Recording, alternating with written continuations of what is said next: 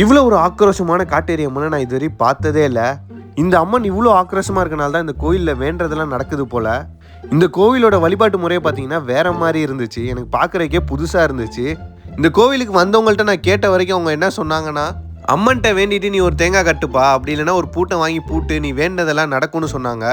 யாராச்சும் உங்களுக்கு ரொம்ப கஷ்டம் கொடுக்குறாங்களா, அவங்கள நினச்சி இந்த பூட்டை பூட்டலாம். யாராச்சும் உங்க கூட ரொம்ப வருஷமாக இருந்துட்டு உங்களை விட்டுட்டு போனால் கூட இங்கே பூட்டை வாங்கி பூட்டலாம். இங்கே பூட்டு வாங்கி பூட்டுறது மூலியமாக பார்த்தீங்கன்னா போனவங்க திருப்பி வருவாங்கன்னு ஒரு ஐதீகம். இந்த கோவிலில் பார்த்தீங்கன்னா பெரிய ஆலமரம் இருக்குது. இந்த ஆலமரத்தில் தான் பார்த்தீங்கன்னா அம்மன் இருக்கிறதா இங்கே இருக்கவங்க எல்லாமே சொல்கிறாங்க. ஒரு சிவப்பு கலர் துணியில் பார்த்தீங்கன்னா தேங்காய் வச்சு அதை முடிச்சு போட்டு இங்கே எல்லாருக்குமே கொடுக்குறாங்க. அதை வாங்கிட்டு வந்து பார்த்தீங்கன்னா வேண்டினதை நினச்சிக்கிட்டு மரத்தை சுற்றி வந்து பார்த்தீங்கன்னா அந்த மரத்தோட கிளையில எங்கேயாச்சும் கட்டணும். நம்ம அந்த மரத்து கிளையில என்ன வேண்டிட்டு கட்டுறோமோ பார்த்தீங்கன்னா அது கண்டிப்பாக நடக்கும்னு இங்கே இருக்கவங்க எல்லாம் சொல்கிறாங்க. அப்புறமேட்டு இந்த கோவில் எங்கே இருக்குன்னு பார்த்தீங்கன்னா பெங்களூர் ஒஸ்கோட்டையில் தான் இருக்குது. அங்கே போனாலே உங்களுக்கு தெரியும், தனி பஸ் விடுறாங்க. இந்த வீடியோ பிடிச்சிருந்தா லைக் பண்ணுங்கள், மறக்காமல் நம்ம சேனலை சப்ஸ்கிரைப் பண்ணிடுங்க.